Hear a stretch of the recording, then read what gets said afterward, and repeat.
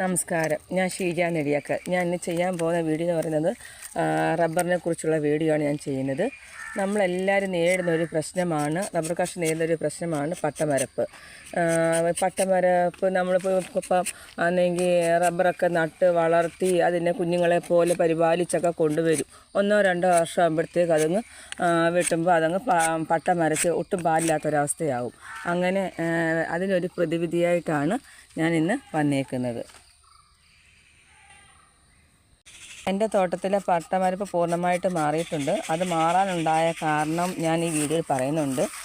Skip ചെയ്യാതെ മുഴുവനായിട്ട് എല്ലാവരും വീഡിയോ കാണണം. പല കാരണങ്ങൾ കൊണ്ടാണ് പട്ടമരപ്പ് ഉണ്ടാകുന്നത്. ഇടവേളയില്ലാത്ത നമ്മളെ റബ്ബർ വെട്ടും ഒരു കാരണമാണ്. നമ്മൾ നിരന്തരമായി റബ്ബർ വെട്ടിയാലും അത് നമ്മുടെ പട്ടമരപ്പിന് കാരണമാകുന്നുണ്ട്. നമ്മൾ ഡെയിലി വെട്ടാൻ പാടില്ല. ഒന്നരാടെ മാത്രമേ വെട്ടാവൂ. നമ്മൾ റബ്ബറിന് ആണെങ്കിൽ റെസ്റ്റ് കൊടുത്ത് വേണം റബ്ബർ മരം വെട്ടാൻ. അതുപോലെ ആണെങ്കിൽ നമ്മൾ റബ്ബർ വെട്ടിവെക്കുമ്പോൾ എടുത്തൊഴിക്കുന്ന മഴ വരും. അപ്പോൾ ആ മഴ നനയുമ്പോൾ ആ പാൽക്കണ്ണി നമ്മൾ അന്നേരം പാല് വീഴുന്ന സമയമായിരിക്കും. ആ സമയത്ത് മഴ പെയ്താൽ ആ പാൽക്കണ്ണിയെല്ലാം അടഞ്ഞു പോവുകയും അടഞ്ഞു പോവും. അവിടെ അഴുകുകയും ചെയ്യും. അങ്ങനെ ഈ പട്ടമരപ്പ് ഉണ്ടാകുന്നത്. പിന്നെ മൂന്നാമതെന്ന് പറയുന്നത് മരുന്ന്. ഓരോരുത്തരാണെങ്കിൽ പെട്ടെന്ന് പാല് വരാൻ വേണ്ടിയിട്ട് മരുന്ന് പ്രയോഗിക്കും. മരുന്ന് ഇങ്ങനെ സ്മെല്ല് തേച്ച് കൊടുക്കുമ്പോൾ പാലെല്ലാം ഊറ്റി വരും. അങ്ങനെ പാലെല്ലാം വന്നു കഴിഞ്ഞാൽ പിന്നെ ആ മരം എന്തിനുമുള്ള ആ മരം മരവിച്ചു പോവും. പാലൊന്നുമില്ലാതെ പട്ട മരച്ചു പോവും. ഇതൊക്കെയാണ് പട്ടമരപ്പിന് കാരണമായത്. എപ്പോഴും നമ്മൾ റബ്ബറിന് റെസ്റ്റ് കൊടുക്കണം. എൻ്റെ തോട്ടത്തിലെ പട്ടമരപ്പ് ഞാൻ എങ്ങനെയാണ് മാറ്റിയെന്ന് പറഞ്ഞു തരാം. ഉണക്ക സമയത്ത് ഞാൻ ചുവട്ടിലെ മരമാണ് വെട്ടുന്നത്.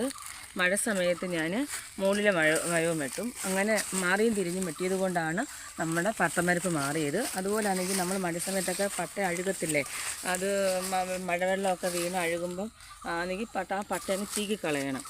രണ്ട് ദിവസം അടുപ്പിച്ച് തോർച്ചണ്ട ചീകിക്കളയുമ്പോഴും പട്ടമരപ്പ് മാറാൻ കാരണമാണ്. നമ്മളിപ്പോൾ ഈ സൈഡ് വെട്ടുവാണെങ്കിൽ ഈ സൈഡ് കുറച്ച് പാല് കാണും.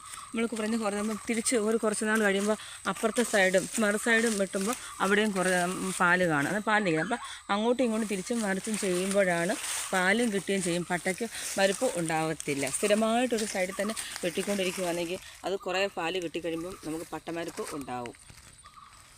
തിരിച്ചും മറിച്ചും വെട്ടിക്കഴിഞ്ഞാൽ നമുക്ക് ഒട്ടും പട്ടമരപ്പ് ഉണ്ടാവുകയില്ല. നമുക്ക് നല്ല പാല് കിട്ടുകയും ചെയ്യും.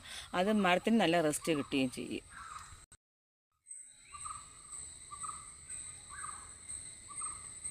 ഇതോടുകൂടി എൻ്റെ വീഡിയോ പൂർണ്ണമാകുന്നു. സബ്സ്ക്രൈബ് ചെയ്ത എല്ലാവർക്കും നന്ദി. ഇനി സബ്സ്ക്രൈബ് ചെയ്യാനുള്ളവർ സബ്സ്ക്രൈബ് ചെയ്യണം, ഷെയർ ചെയ്യണം, ലൈക്ക് ചെയ്യണം. നന്ദി, നമസ്കാരം. ഇനി മറ്റൊരു വീഡിയോ ആയിട്ട് നമുക്ക് അടുത്ത ദിവസം കാണാം.